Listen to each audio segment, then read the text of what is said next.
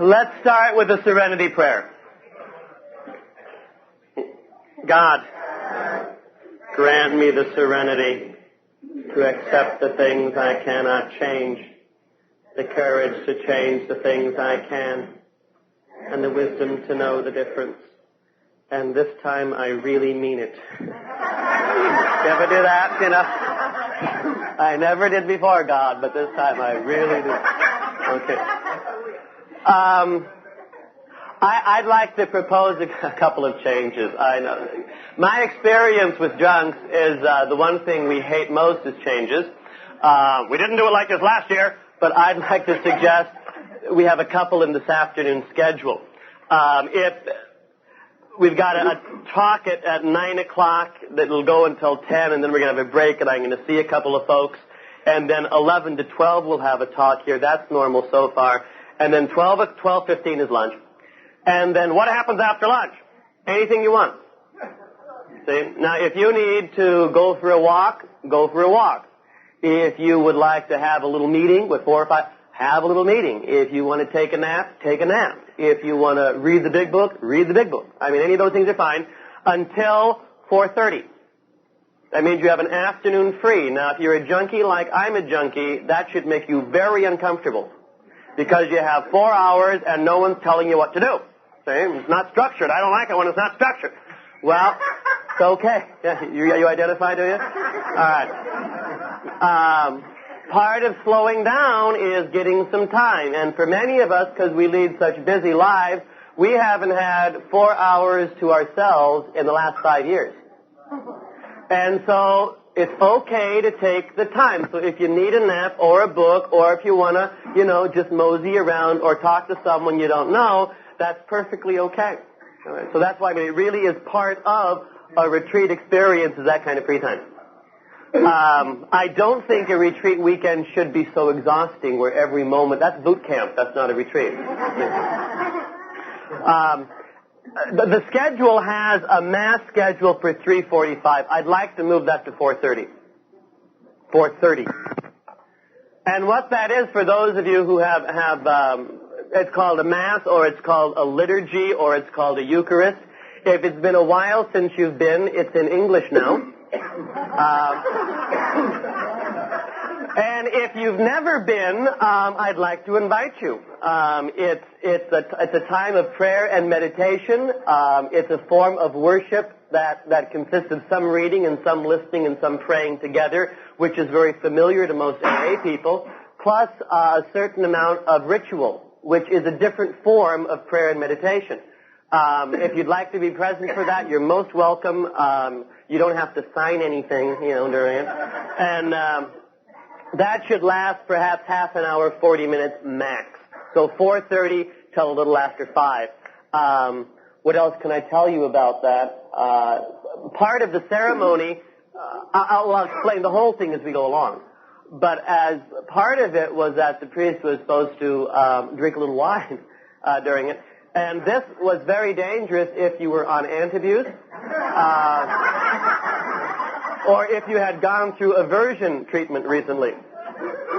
So Pope Paul VI gave a special dispensation to alcoholic priests, so we get to use grape juice, and we'll be using grape juice this afternoon. And if you'd like to receive from the chalice, you're most welcome, and it's user-friendly. Okay, that's at 5:30 is dinner, not 5. So set your stomachs back half an hour.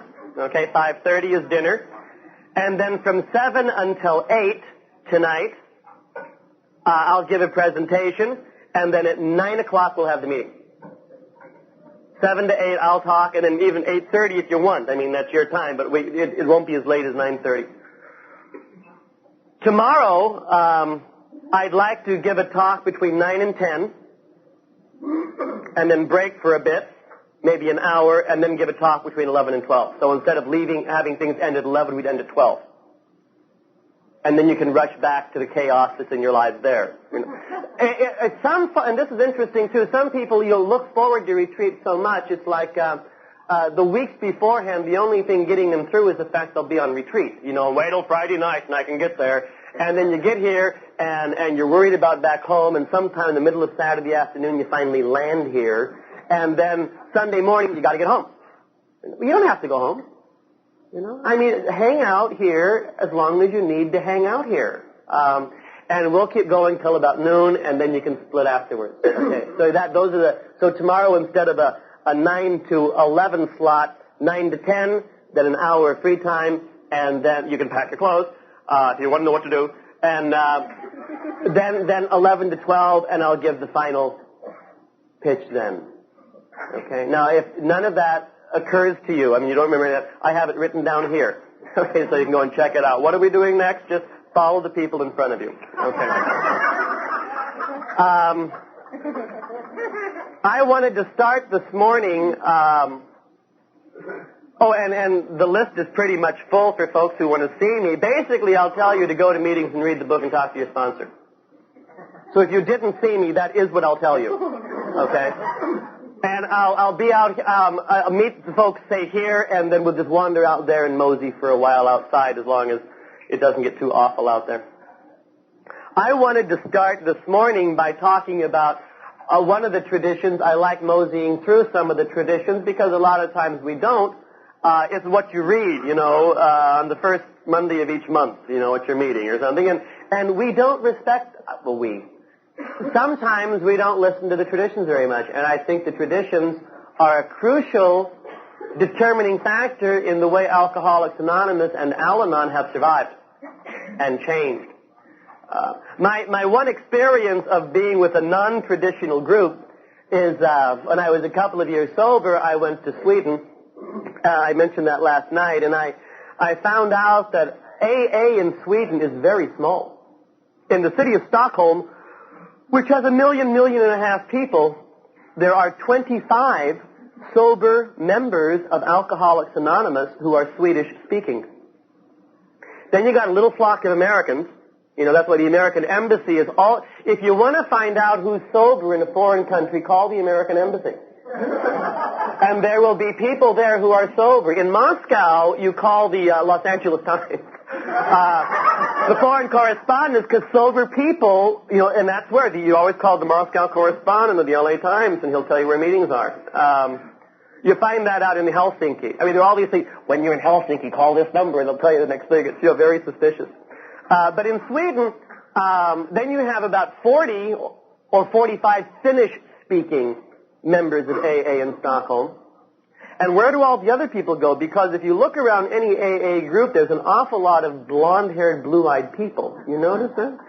So what about all the rest of these Swedes and Norwegians and Danes who are drunks? Well, as far as the Swedes go, the Swedes got AA directly from the hands of Bill Wilson.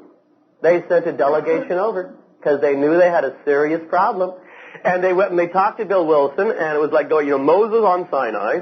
And Wilson gave them the traditions and the steps and so forth. So these Swedish drunks took it back to Sweden and improved it.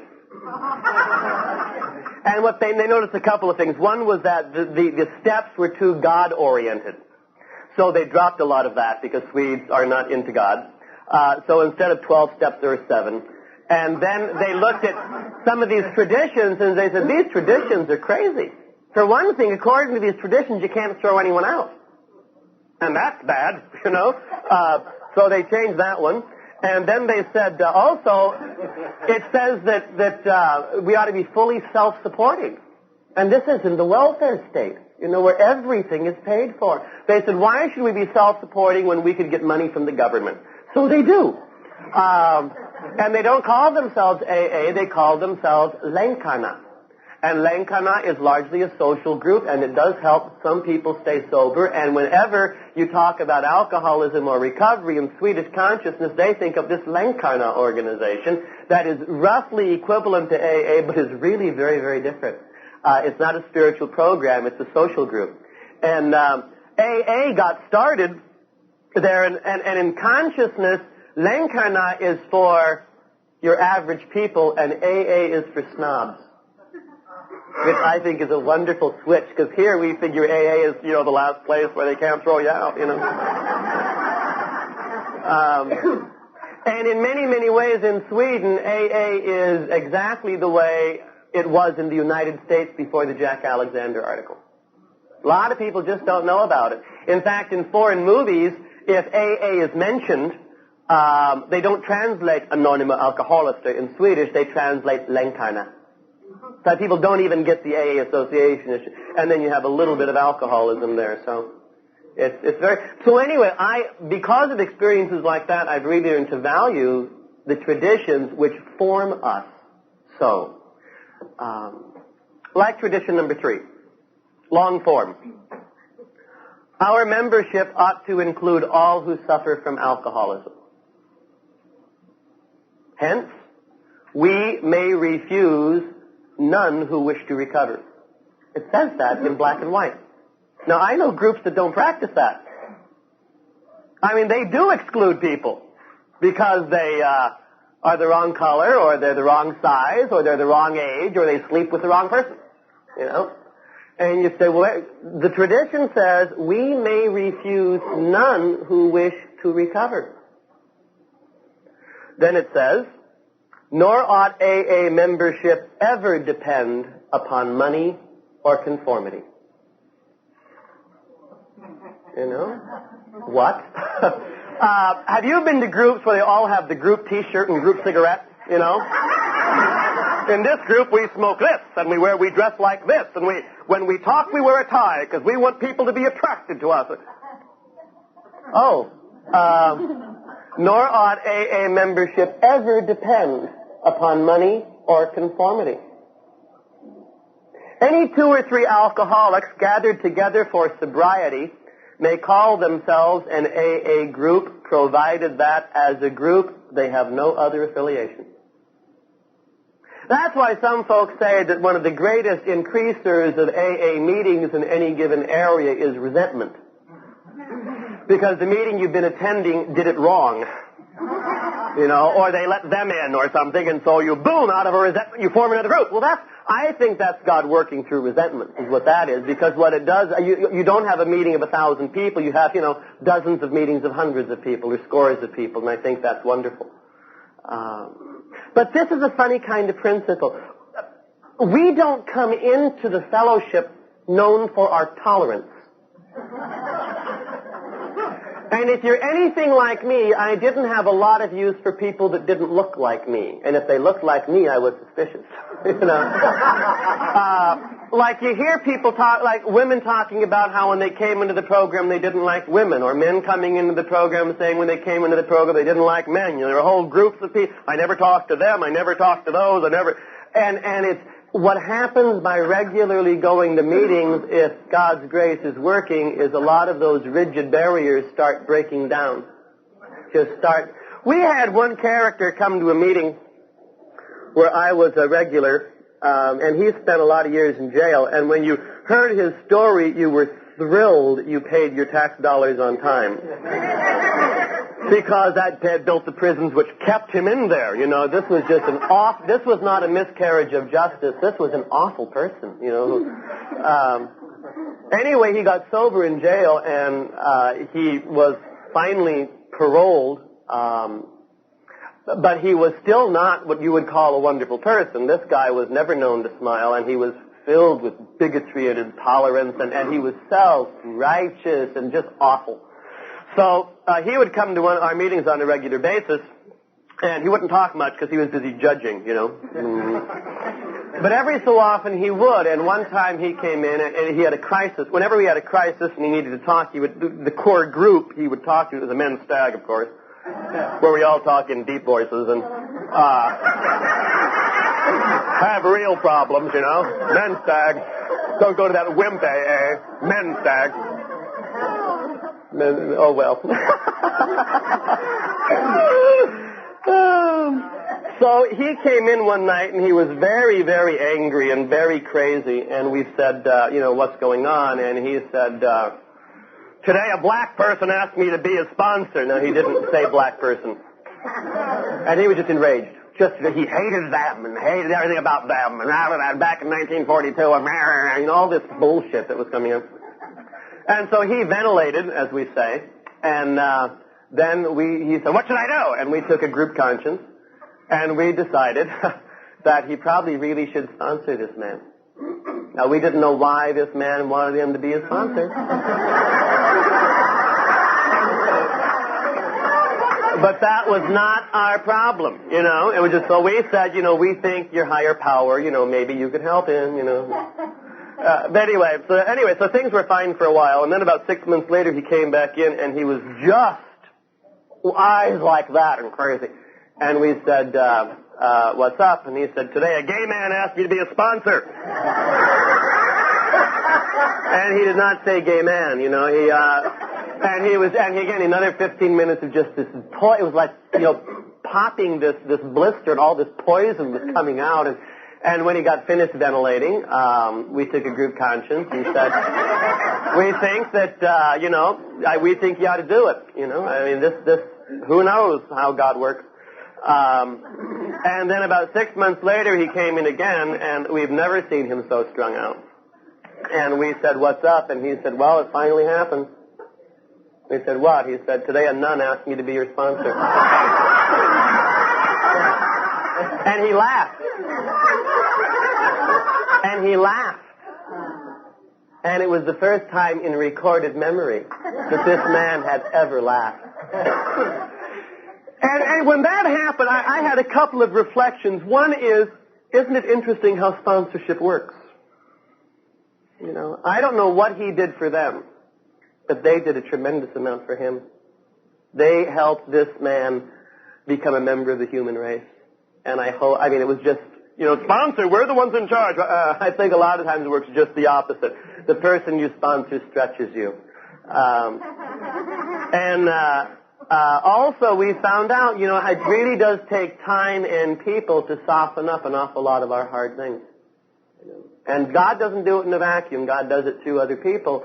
And over time, he started to become a much more full and alive human being, but it took a long time. And one of the first times I ever liked him was when he laughed.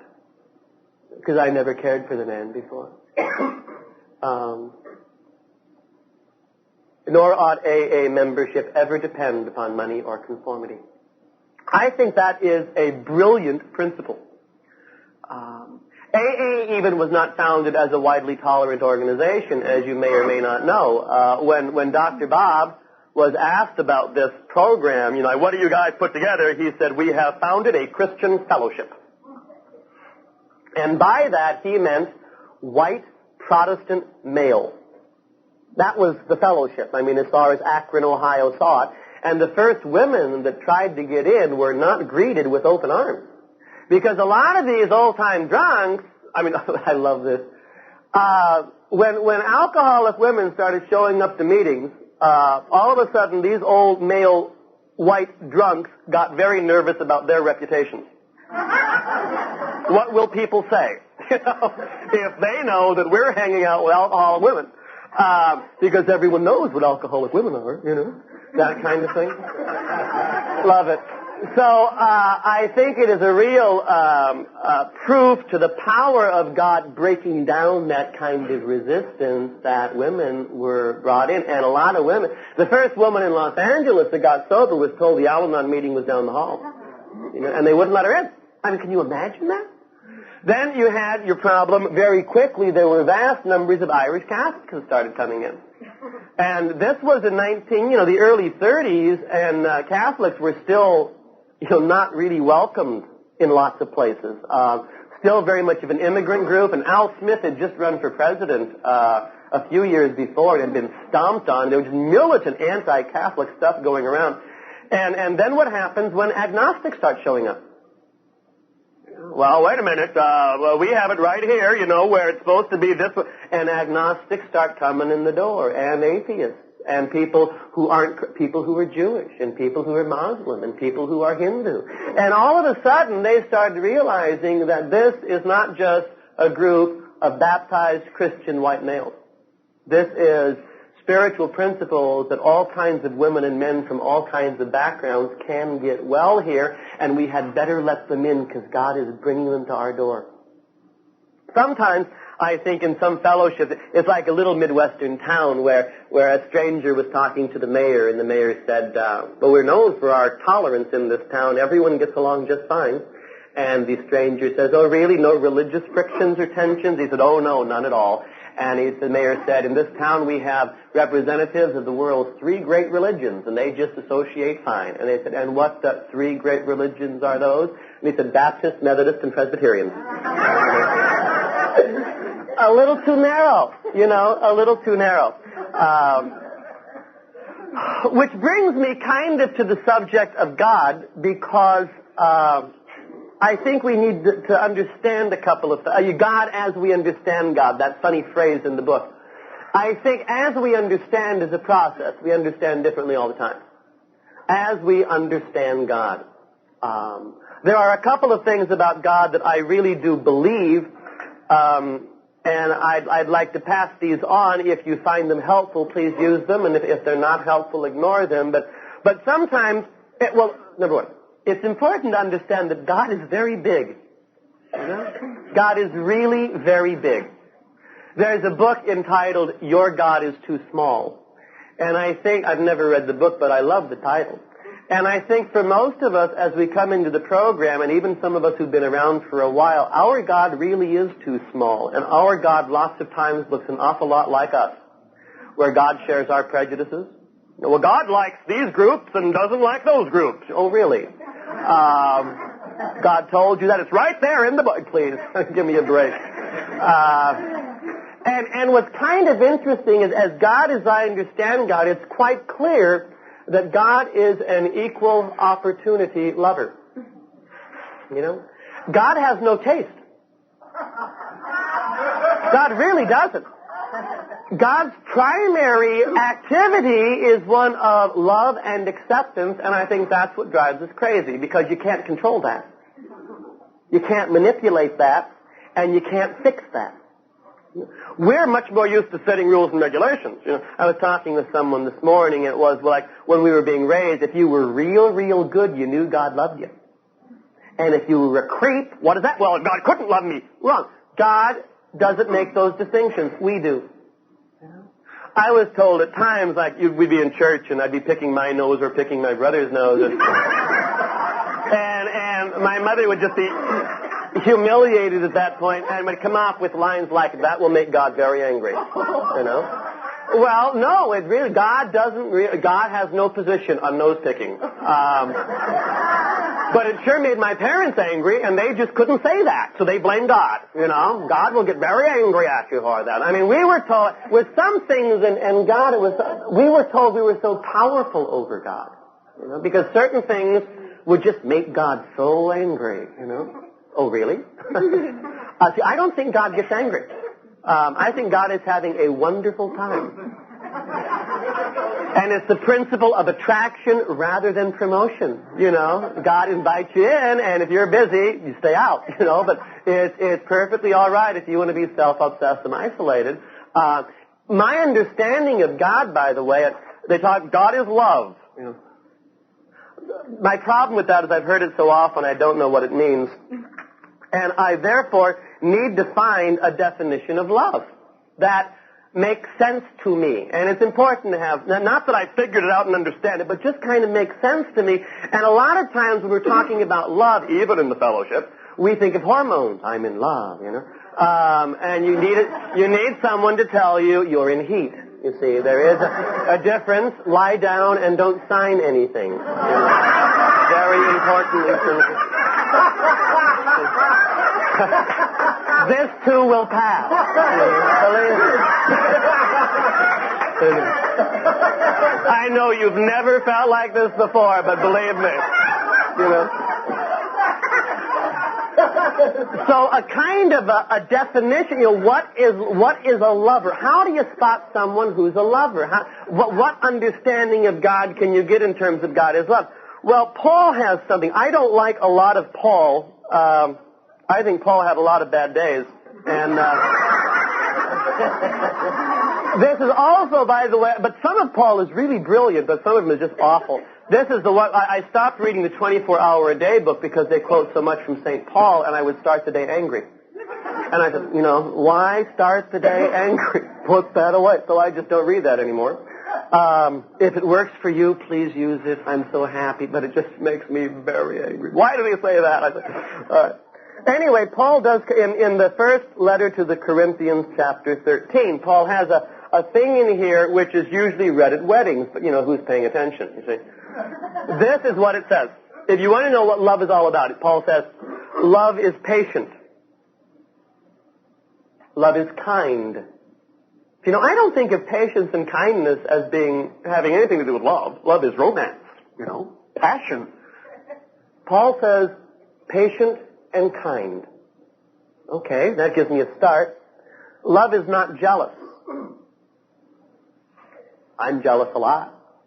But love is not jealous. If someone else is doing real well, a lover's thrilled. Happy, I'm glad it happened to you, and they mean it, Well, like I've had situations where friends of mine have succeeded, and then I've gone into depression.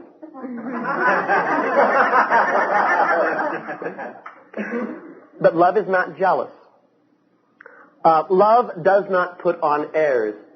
That's pretense, Oh, the airs. I would never do that. That kind of stuff. Really. Love is not snobbish. I don't associate with people like that. God does. Love is never rude. Gee, I can be rude. Especially after a couple of drinks, I would suddenly get inspired. It says, love is not self-seeking. Me first. Love is not prone to anger. Gee, I've spent years prone to anger. Neither does love brood over injuries. Oh, I loved my injuries. I loved my scars. And I had a gift after a social drink or two of resurrecting the scar as if it happened that morning, where maybe it was 25 years ago. But I just resurrected the whole pain and anguish and lived in that and thought that showed you what a sensitive person I was. No. That shows you what a crazy person I was. Because love doesn't brood over injuries. Love does not rejoice in what is wrong, but rejoices with the truth. There is no limit to love's forbearance, to love's trust, to love's hope, to love's promise, to love's power to endure. Love never fails.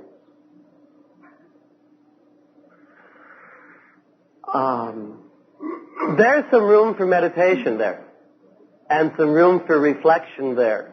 And it's important for me when I'm talking about God as I understand God, this is what I'm talking about. These are the qualities I see in God that I hope to share in. And these are the kinds of things I see with people who have some time on the program who are known for their love, because they're patient and they're kind and they're tolerant, and they're not manipulative and they're not self-righteous and they're not busy telling everyone what's wrong with their program. Because they're busy being alive, So perhaps you might want to take a look at that section from Corinthians sometime.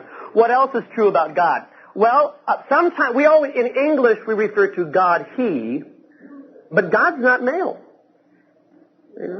Nor is God female. Sexuality is an invention. It's a creation of God, probably as an experiment, And all the results aren't in yet, on whether it was a good idea or not. God is bigger than all that. God is not white or black or brown. God is not racial. Again, race is another one of the inventions. What else is true about God? In the 15th, 16th centuries, artists started painting pictures of God with big white beards. Yeah. And that's the first time artists did that, was the 15th, 16th century, Italy and those kinds of places. But, that's just an artist's conception. And there's a problem with artists' conceptions about some artists you like and some you don't. And some of us look at a work of art and figure that's God. I mean, a lot of us, when we think of God, we think of old man, white beard, rocking chair, book, keeping score. Well, that's just someone's idea. Or we think of God as being old. Well, age is another invention of God. God has no age. God simply is. So it's not an old man in the sky or an old woman. It's in our culture, in our civilization, we have two distinct points of view about God. One of them comes to us from the Greeks, Aristotle and Plato and all those folks. And they talked a lot in discussing philosophy and theology and what makes things work and so forth. And Aristotle, who is a brilliant person, comes up with a definition of God. Really does. Try this. Now, first of all, the Greeks do not like change or innovation. They hate it. They don't like movement. If things change, it means they corrupt, you see. Things get born, they die. Things grow, they retard. Things expand, they impand, or whatever you do when you go in. The Greeks were into the perfect, implode, good word. The perfect, the eternal, the unchanging, and all of their vocabulary about God is just that, perfect, eternal, unchanging. So Aristotle wanted a perfect, unchanging God, and here was his definition. Now close your eyes for this to see if you can conjure it up. Aristotle said, God is thought thinking itself. See? Now when I think of that, I want to drink.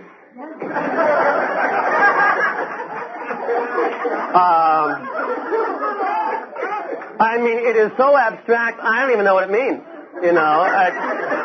I mean, what color is thought thinking itself? I need a visual, or I'm hopeless on that. But some people are quite impressed with the profundity, and Aristotle's in the Greek-speaking world, and there was a huge amount of the Jewish community that was Greek-speaking. They lived outside of Jerusalem, like in Alexandria and other places, and the scriptures they used they lost the Hebrew, so they translated the scriptures into the Greek. The legend was that there were so many of the people who knew no Hebrew that the Jewish scholars were just terrified that a whole generation would be lost.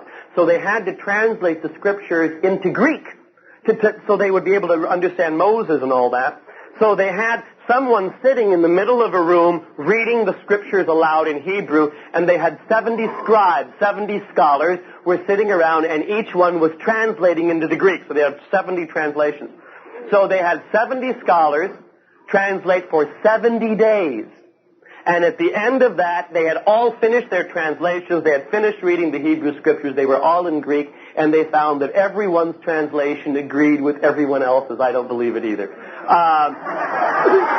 But that's the legend, and therefore it was called the Septuagint. That's an old version. It was the Greek speaking, the Septuagint, because 70, Latin for 70 is Septua. 70 scholars took 70 days, the Septuagint. But they translated this all into Greek concepts too. So when Moses is on the mountain talking to the burning bush, you see, Moses goes on to the top of the mountain and there's this bush on fire, but it's not burning up. And he noticed that. I wouldn't have.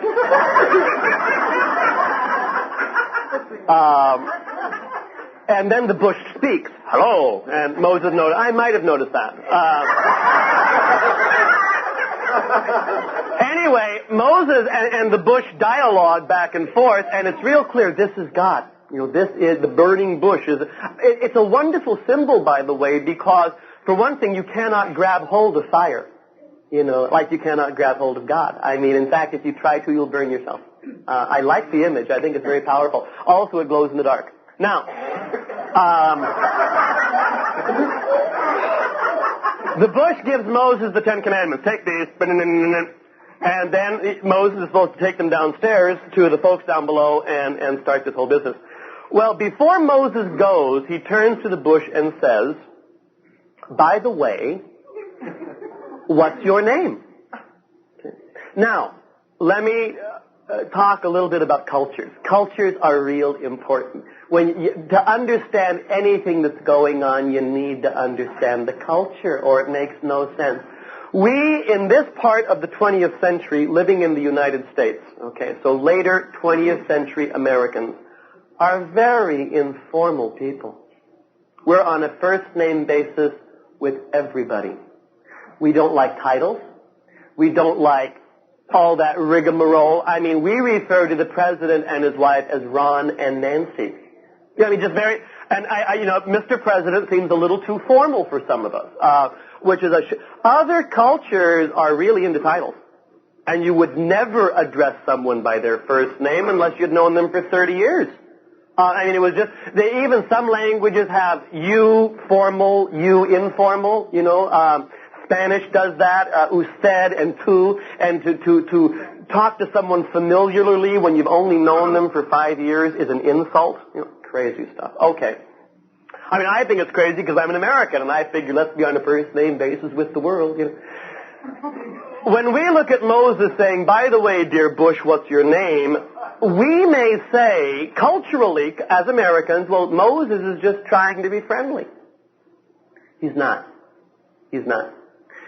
Going back 5,000 years, what's going on there is names are very important and very significant. And names are power.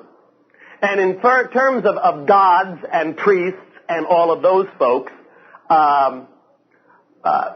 the early scriptures indicate that the Jewish community didn't think there was only one God. There were lots of gods.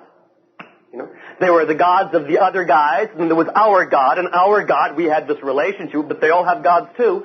And there is an arch enemy of the God of the Hebrews, and that was the God of the Canaanites, and it was a God named Baal, B-A-A-L, Baal. And Baal was a fertility god.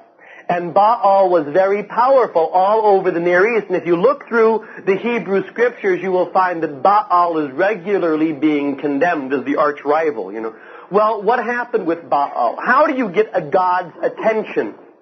Well, the concept, again, was that gods liked the smell of blood. So if you were going to get the god's attention, what you would do is slaughter a lot of animals. And then the stench is just awful. But gods get off on it, and so they would all show up, see? And you would have all these gods floating over, and Baal would be there, and then what you do, the priests would come, and the priests would call out the god's name. See? And once you called out the god's name, the real name of the god or goddess, you've got them. So you've trapped them. And they have to do what you say. So religion, 5,000 years BC, is an exercise in your power. Okay, real important. And some of us still do that, I'm so powerful, God does what I want. All right. Now, Baal, by the way, also, what Baal liked best for sacrifice was human sacrifice. And throughout the entire Near East, you have people, if you really wanted the God to do what you wanted to do, you would bring your firstborn son. And parents, and the way of sacrifice was by taking little George, who had been a discipline problem all week. It does give a whole new insight on the, family rules and regulations. Anyway, they take George downtown and they would throw their children alive on the burning pits, and the kids would be burned to death. And this just got Baal very excited. And then you could get what you wanted. You see, by calling, because Baal would be there hungry, and you called the name, and you could force God to do what you wanted to do. This is called religion, 5,000 BC. Okay. This footnote, did you ever get bothered by the story of Abraham and Isaac, where Abraham is told by God, sacrifice your son Isaac to me? And Abraham agreed and took the little kid up to the mountain and was ready to kill him. And an angel of the Lord came down and said, no, use a goat, instead. And we said, well, see how much Abraham believed. And we translated this as, Abraham believed that I don't think that's true. I think that's misinterpreting it. I think Abraham knew that he had to sacrifice. God shows up with blood. And Abraham was had no more consciousness than anybody else did in his time. And Abraham therefore figured he would sacrifice his son like everyone else is. And Abraham went up to the mountain to do it, and Abraham had a growth in consciousness. As he was ready to kill Isaac, it suddenly occurred to him, wait a minute. God showed up and said, don't do this. And this is why the Jewish community of the whole group, they were the ones who never sacrificed their children. Because of that vision that Abraham had, where it said, don't kill your child, go and get an animal to do it. We don't kill children. And that is a major leap in consciousness. And then it's a little while later before the Jewish community comes to the realization that there's only one God. God, as they understood God, took time. Took time. And you see the growth throughout Scripture. Okay. Back to Moses. Moses says, what's your name? Because Moses wants to be able to call on God when Moses wants to call on God and force God to do what Moses wants, just like everyone else on the block does. And God responds to Moses, my name is, the Hebrew letters are YHWH. Pronounced Yahweh or Yahweh. So what's that mean? Well, if you're a Greek, you abstract, keep it abstract and unchangeable. And we picked this up with the Septuagint, and for years and years and years, Yahweh means I am who am. If you saw Charlton Heston in the Ten Commandments, that's what it was. My only problem with that is, what does that mean? It's like thought thinking itself. I am who am, excuse me. A little abstract maybe. The Greek community got very excited by this, by the way, because they said, oh, look, the God of Moses and the God of Aristotle are the same. Moses is they're talking about, so God is equated to existence and ultimate reality and being, and if you're off on the philosophy, there are centuries where people wrote about that stuff. My only problem, putting that all over here, God eternal, unmovable, unchangeable, I am who am, and all that stuff, that's fine if that works for you, but that just doesn't happen to work for me very well. I cannot turn my life and my will over to I am who am. Or thought thinking itself. And that's why, as Pius XII in my own denomination in the 50s did a great boost for modern scripture scholarship, and one of the modern scripture scholarship things was, don't do the translations, go back to the original and see what was going on there. So you go back to the Hebrew scriptures to see what's going on in Hebrew, not Greek. And Hebrew is a completely different language. Greek has a zillion words and subtleties and refined style. Greek is an amazing language. Just its senses of time and change is Hebrew is very simple. There's not a lot of words. The grammar is very clear. One word consequently has a lot of different meanings. Depends on context. And Hebrew is graphic.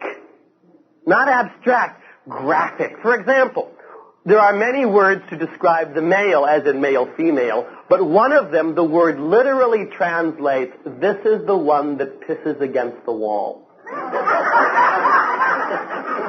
This is how you know it's male, Well, I get a clear image with that. And a lot of Hebrew, it deals in very concrete images. And so, in Hebrew, Yahweh, that YHWH, what does it mean? Now, it's not going to be abstract. The closest translation we can come up with is this. No matter what you do, I will never let go of you. That's the name of God. And Moses went, oh. Because see, Moses wasn't looking for that. Moses was looking for a quick name like Frank or Harry that he could use. And God says, no, wait. What we have here is a relationship dependent on me, not you.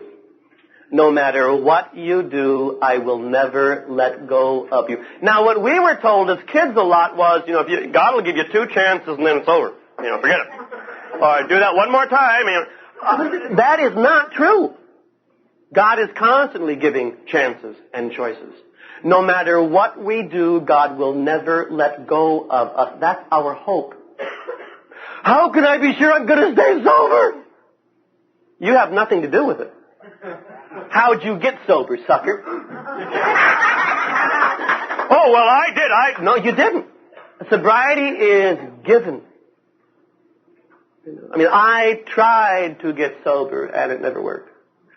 And what I need to remember is my sobriety, my serenity, my peace of soul is not dependent. I have to cooperate. I have to say yes.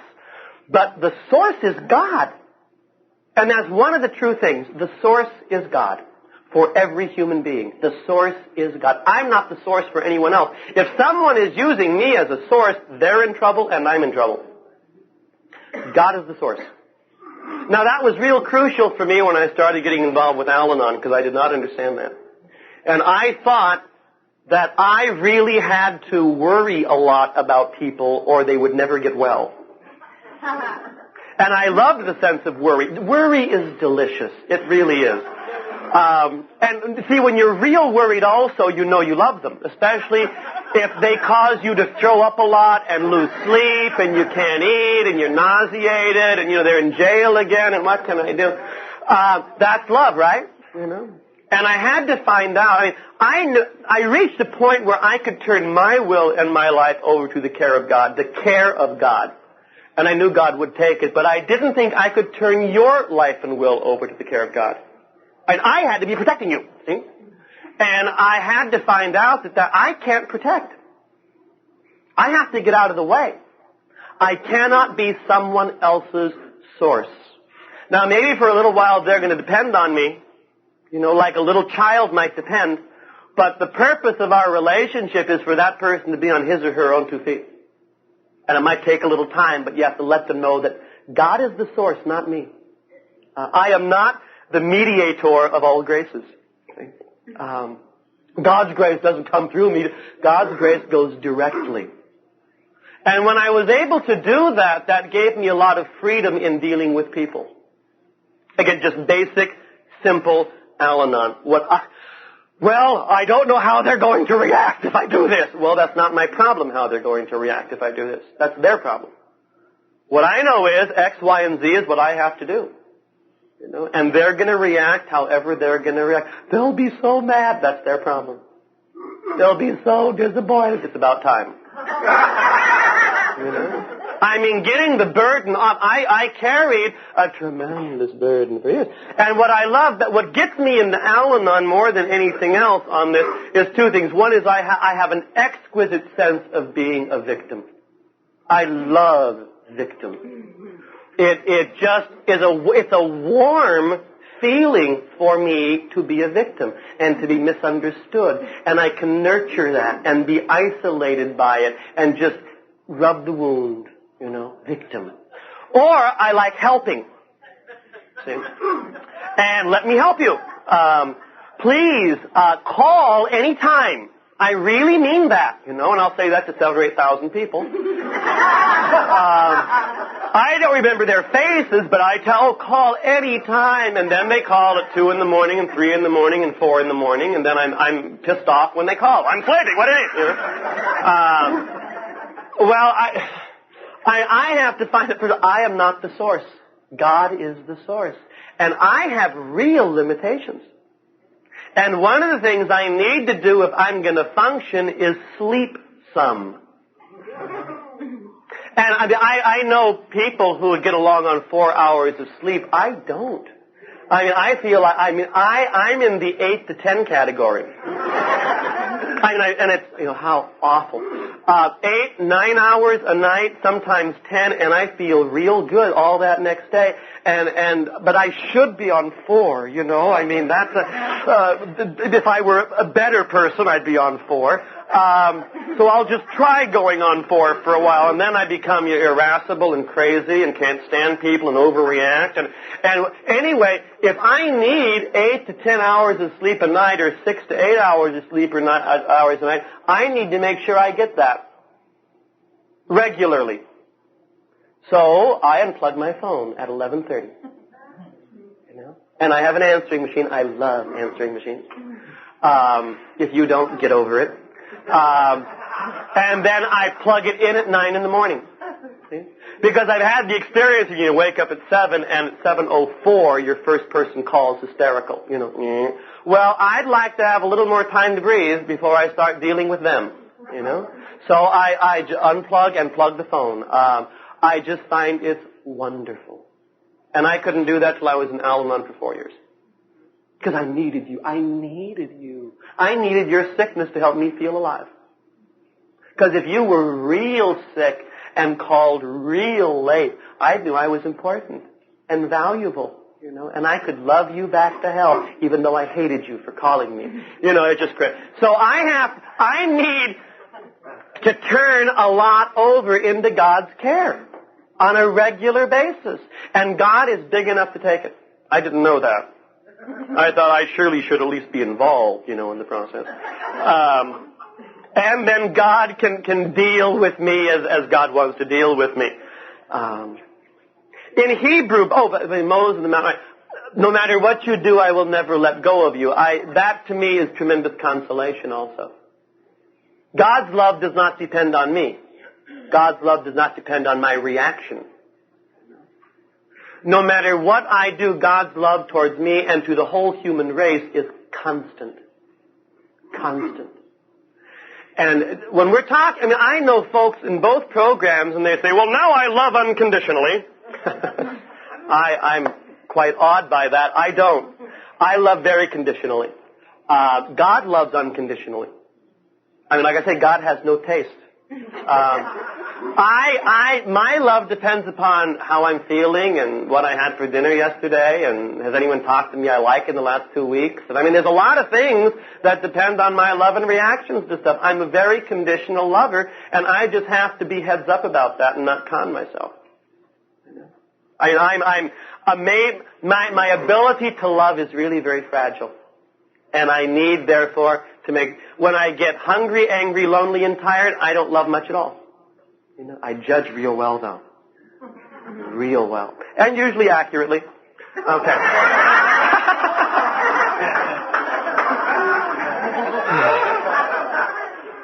I want to do one other Hebrew word because I think it's an important word when we're talking about spirit and spirituality. Because there's a lot of hype in this stuff. You may have known that. Some people, God forbid I should take anyone else's inventory, but I will. I have met some people, some of them go on television, and they introduce themselves as being very spiritual people. I used to meet people who would always go out of their way to tell me how honest and ethical they were. And I would wonder, why are they telling me this? Why are you telling me this? My experience with people that I would consider spiritual is that they usually don't introduce themselves that way.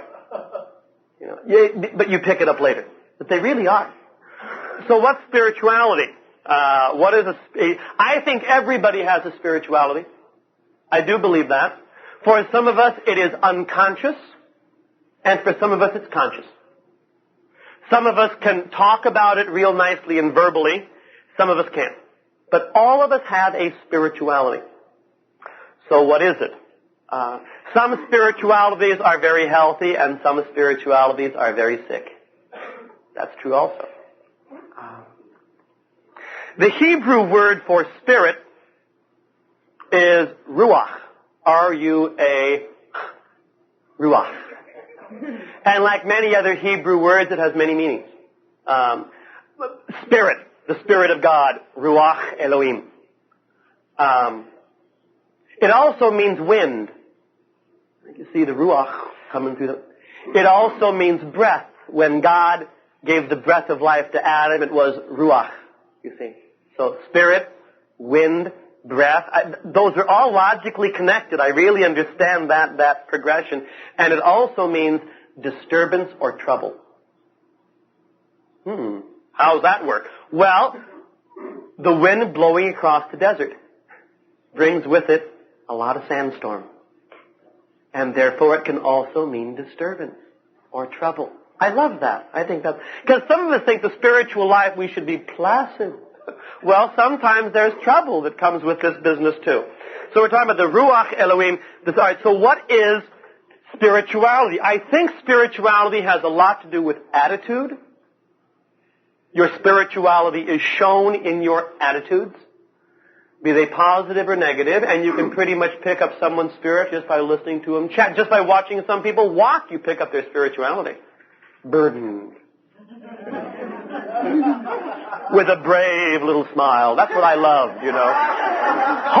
Hoping for years that people would think that I had a terminal illness. That would explain so much, you know, if they only would understand. And I did. I think spirituality, let me see. Let me explain it like this. When we come into the program, most of us are pretty shattered people. We have lots of different parts and categories all over the lot. Okay, this is true for both Al-Anon and AA. What happens with the program is we get fewer and fewer pieces. So things start getting together. We start being less factionalized. Sometimes we talk in AA about Dr. Jekyll, Mr. Hyde. Dr. Jekyll, by the way, was the nice guy. Mr. Hyde was the creep. I didn't know that for 2 years. Doctor sounds pretty good to me. So, if my problems with personality were only Dr. Jekyll and Mr. Hyde, I'd be greatly relieved. But I also had a bad case of Snow White and the Seven Dwarfs. And I never knew which one would come out. I mean, it was just this scattered. I did not know who I was.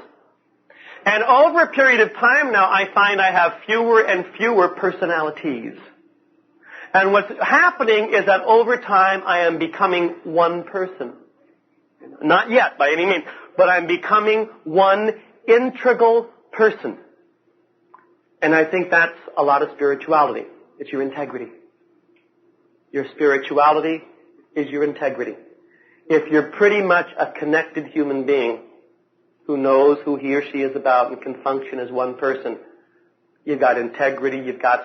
What is your spirituality? The spirituality you figured out in your room alone. No, you figured out in conjunction. With who? With the rest of the human race. It's how I connect to other people. That includes my family, by the way. And I don't like that. Because I can deal with strangers real well, but my family drives me crazy, you know. But if I'm going, and I believe, I'm saying this for me, if I am going to be spiritually alive, I need to have some kind of relationship as far as possible with my family. I cannot live in resentment and rage at them. I have to come to terms with that. I have to maybe let them go with a lot of love, but I mean I have, and people who are close to me. It's how I connect to my family, to my community, to the rest of the world. One of our Congress people in the Bay Area has a slogan that I like a lot. He says, "Think globally, act locally." Gee, I like that. Because I'm in a situation a lot of times where I love the human race, but I can't stand people. You know? The people next door I wish would just drop dead, but I love people in Ethiopia. Gee, it's just, let's send him another $75, you know, and then I set fire to the dog next door. And that is not having integrity. I'm not one person there, I'm at least two. And one of them is real sick. In fact, maybe both are real sick. I mean, the further you were away from me, the more I could trust you. That's not being a person. You know, that's being real fractured. So it's the connections. And I find, you know, my relationship with God has an awful lot to do with my relationship with you. I think it works like this. Then we'll break because it's 10 o'clock. I am God's first gift to me. If I am bitterly disappointed in me, I'm going to have a very difficult time dealing with God. I think that's true. I have to fall in love with myself to get well. And I find out now I am the man I always was afraid I was. I mean, I used to dread some stuff about me. Oh, please, anything but that. And I find out it's true. I had better fall in love with that man, or I'm never going to be able to deal with the being that created me. I am my first gift to me. You are God's second gift to me. And I had better deal with you. Sanely. And boy, that's why I need Al-Anon on a real healthy, because I don't know how to deal with you. I know how to let you dominate me, and I know how to dominate you, but I do not know how to be your peer. And I just to be at peace with that, and be able to say yes to you, and be able to say no to you, and be able to say my turn. And I have rights too. Those are revolutionary concepts to me. God is God's third gift to me. Once I have a healthy relationship with me and a healthy relationship with you, I can have a healthy relationship with God. And for me, it goes in that order. Because I found most of my problems with God, I had lots of problems with God, which I'll talk about at 11, but most of them were because I was very screwed up about me and you. And I mean, it gets real crazy. So there. That's a couple of light ideas to start the morning. And if any of that is helpful, I'm real glad. And when I get back, I want to talk, to start off, I want to start with what is a picture of spiritual growth. Okay, a picture of, because I need pictures, or I get abstract, and then I'm doomed. Why don't we end with the Lord's Prayer?